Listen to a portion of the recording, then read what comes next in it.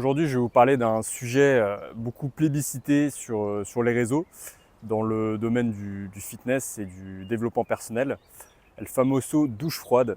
Donc aujourd'hui, je vais vous raconter mon expérience sur le sujet et les deux grandes leçons que j'en ai tirées, que j'entends pas souvent sur les réseaux. Donc du coup, moi, ça fait à peu près 10 mois, voire 11 mois, on est presque à un an, que je prends des douches froides tous les matins. Donc ça fait partie de ma morning routine. Ma routine matinale, si vous voulez, pour vous donner une idée, je me lève à 7 heures le matin, je prends genre 10 minutes pour me lever, faire mon lit, me réveiller, etc. Ensuite, je prends 10 minutes pour prier. Moi, je suis catholique, donc je fais 10 minutes de prière tous les matins, prière de base et lecture de la Bible. Et ensuite, donc de 7h20 à 7h30, je prends donc ma douche froide et je m'habille. Donc selon moi, les gros bénéfices de la douche froide ne résident pas forcément dans les bienfaits physiques, tout ce qui va être récupération, etc. Ça va plus être l'aspect mental au niveau de la force mentale. Et c'est pourquoi aujourd'hui je vais vous expliquer donc les deux points que j'ai relevés, que j'entends rarement sur les réseaux. Parce qu'on a tendance à glorifier les douches froides justement pour leur aspect bénéfique sur la santé. Donc notamment sur la récupération, l'inflammation, la gestion du stress, etc. Donc ce qui est totalement vrai, mais étant donné que la douche chaude aussi présente des bénéfices, même d'un point de vue relaxation le soir, etc., pour laver la peau, même pour détendre les tissus, etc. Disons que pour le chaud et le froid, dans les bénéfices physiques, c'est à peu près égal. Je veux dire, les deux ont leurs inconvénients et les deux ont leurs bénéfices. Donc on va commencer avec le premier point que j'ai soulevé. Les douches froides développent un biais pour l'action. Donc quand je dis biais, je parle de biais cognitif. Donc pour ceux qui ne savent pas, un biais cognitif, c'est un réflexe de notre cerveau pour nous économiser en gros du temps de réflexion. Donc ça, c'est dû en fait à des mécanismes primitifs de survie pour en gros nous faire gagner du temps de réflexion et de ne pas pouvoir faire les mêmes erreurs.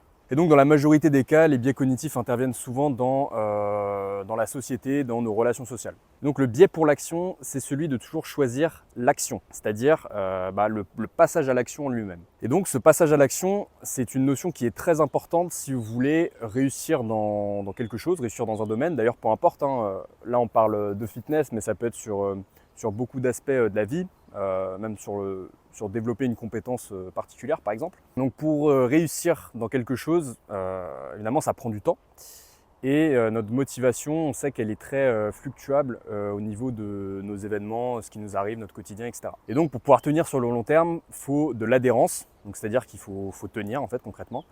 Et donc pour passer ces vagues de motivation de haut et de bas, on dit qu'il faut avoir de la discipline, donc le fait de passer à l'action, de faire les choses, même si on n'a pas envie de les faire. C'est littéralement ça la définition de la discipline.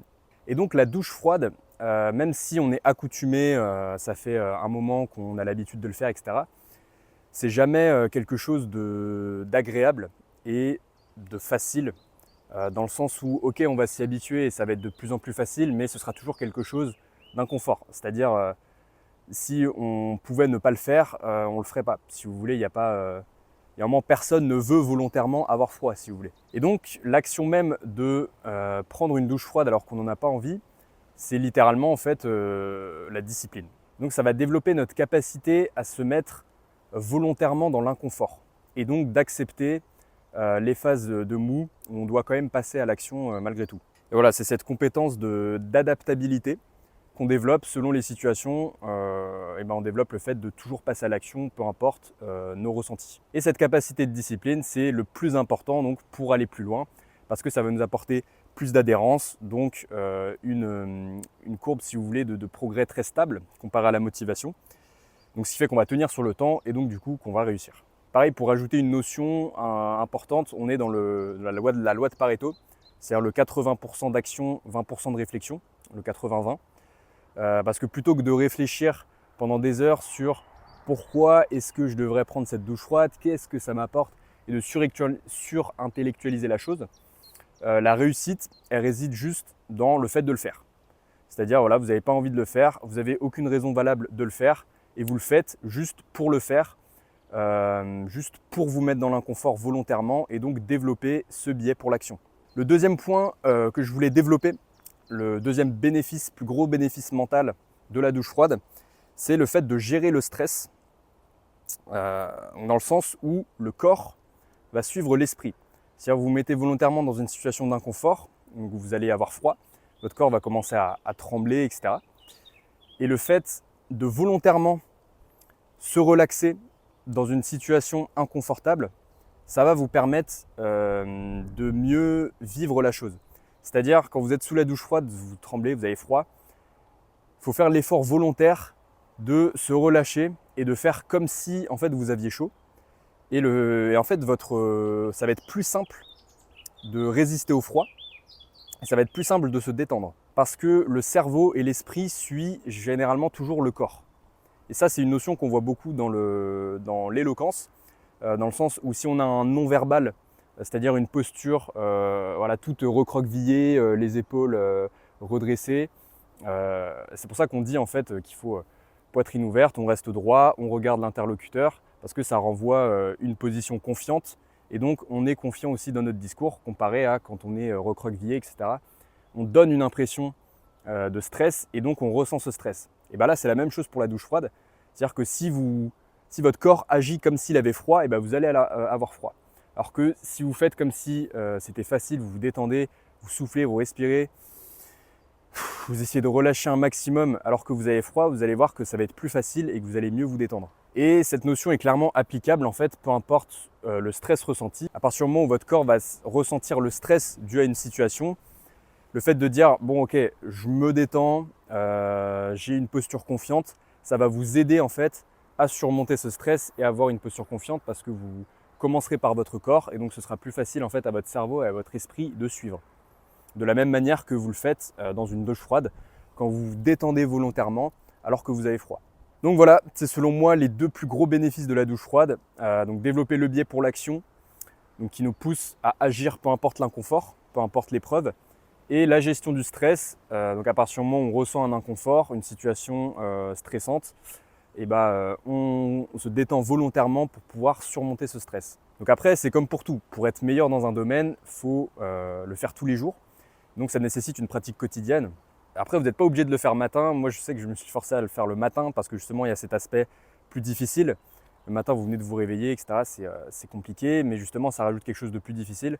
Donc si vous débutez et que vous n'avez jamais fait, vous pouvez le faire peu importe quand vous voulez en fait. Et justement, moi, je préfère les prendre le matin. Comme ça, je fais le plus dur dès le début. Et le soir, je peux prendre une douche chaude. Donc là, plus pour me laver et me détendre en fin de journée. Comme ça, en fait, j'ai les deux dans ma routine. Et c'est vraiment une super habitude. Enfin, en tout cas, moi, ça m'a beaucoup aidé à me réveiller, à avoir cette clarté mentale et justement cet aspect discipline et force mentale. Je pense que c'est ce qui m'a beaucoup aidé. Aussi bien d'un point de vue développement physique que développement, je sais pas moi, professionnel, personnel de manière générale. Et c'est une habitude que je vais garder encore longtemps jusqu'à peut-être essayer un jour les bains glacés. De le faire vraiment sous 0 degré parce que ce qu'on sait pas, c'est que les douches, quand on met froid sous l'eau, généralement elle va rarement en dessous de 12 à 10 degrés. Donc ce qui en soit relativement, ce qui n'est pas très froid en mine de rien, comparé à 0 degré. Bon bref, pas plus de blabla, j'espère que ça t'a plu. Je vais faire une petite vidéo comme ça voilà, qui parle de mon expérience. Donc dis-moi si je t'ai apporté de la valeur, si ça t'a plu. Et en attendant, je te dis à la prochaine. C'était Sam, ciao.